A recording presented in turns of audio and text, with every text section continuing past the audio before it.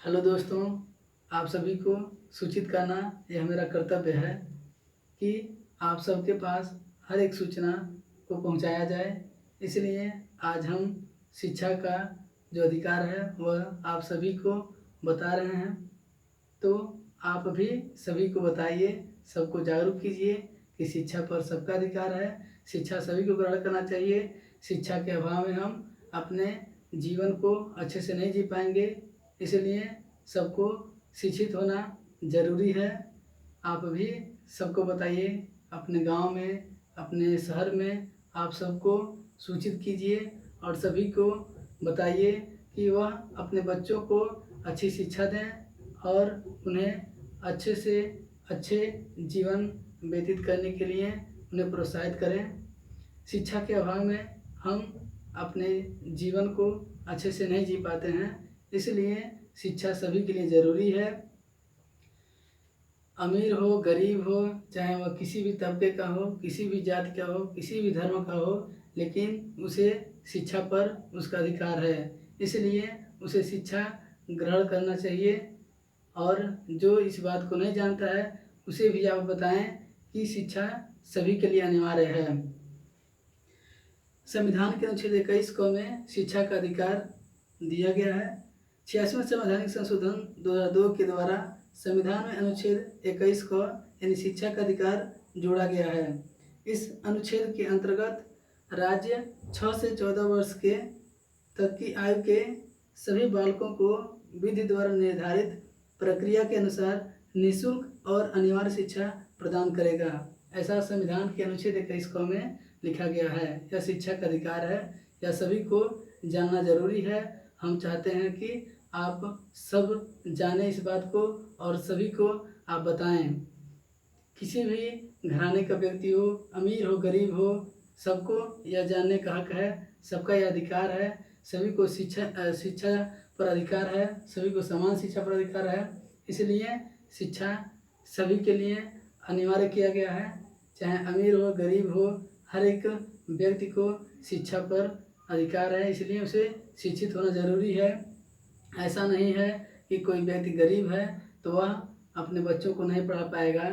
इसीलिए राज्य ने, सरकार ने यह अनुच्छेद 21 क में शिक्षा का अधिकार दिया है ताकि गरीब बच्चे भी निःशुल्क शिक्षा के द्वारा अपनी शिक्षा को प्राप्त करें। इसलिए सरकारी स्कूलों में, सरकारी विद्यालय में सबको शिक्षा अनिवार्य किया गया है। निःशुल्क है। वहाँ पर किसी प्रकार का पैसा नहीं लिया जाता है। इसलिए बच्चों को आप शिक्षा दिलवाइए। जो गरीब है उनको बताइए कि बच्चों को शिक्षा देना अनिवार्य है। तभी हमारा देश जो है विकास करेगा। हमारे गांव, समाज, देश का विकास होगा। तभी साक्षरता दर में वृद्धि होगी। चाहे वह बालक हो, बालिका हो, कोई भी हो, सभी को शिक्षा पर समान अधिकार है। सबको शिक्षित कीजिए, सबको बताइए। संविधान के अनुच्छेद 51 क में भी संशोधन करते हुए 86वें संवैधानिक संशोधन के द्वारा यह बताया गया है कि